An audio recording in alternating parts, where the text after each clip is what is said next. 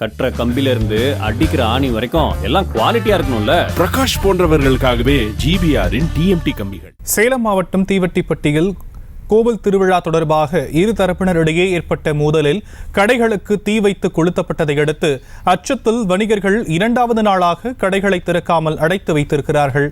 இது பற்றிய விவரங்களை நம்முடைய செய்தியாளர் வினோத்திடம் கேட்கலாம். வினோத், விவரங்கள்.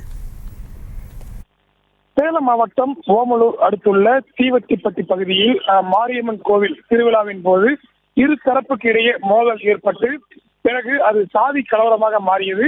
இந்த நிலையில் அந்த பகுதியில் நேற்றைய தினம் அந்த கலவரத்தின் போது 5க்கும் மேற்பட்ட கடைகள் மற்றும் இருசக்கர வாகனங்கள் என பல்வேறு இதுகளில் தீ வைத்து எரிக்கப்பட்டன. இதனால் அந்த பகுதியில் கடைகள் நேற்று முழுவதும் அடைக்கப்பட்டிருந்தது. இந்த நிலையில் இரண்டாவது நாளாக இன்று அந்த பகுதியில் இன்னும் பதற்றம் குறையாத காரணத்தினால் 80% கடைகள் இன்றைய தினம் திறக்கப்படவில்லை.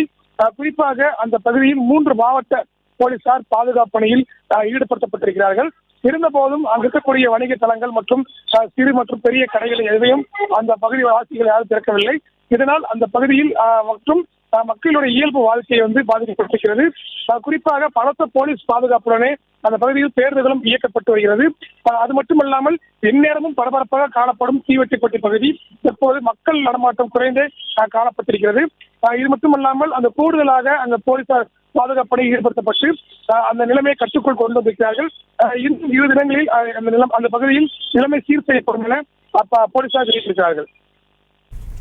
விவரங்களுக்கு நன்றி வினோத். செங்கல்ல இருந்து சுண்ணாம்பு வரைக்கும் கஸ்டமருக்கு நாம தானே கேரண்டி. கான்ட்ராக்டர் குமார் மாதிரி ஆளுங்களுக்கு தான் ஜிபிஆரின் டிஎம்டி கம்பிகள். செய்திகளை உடனுக்குடனும் துல்லியமாகவும் தெரிந்து கொள்ள சப்ஸ்கிரைப் பண்ணுங்க.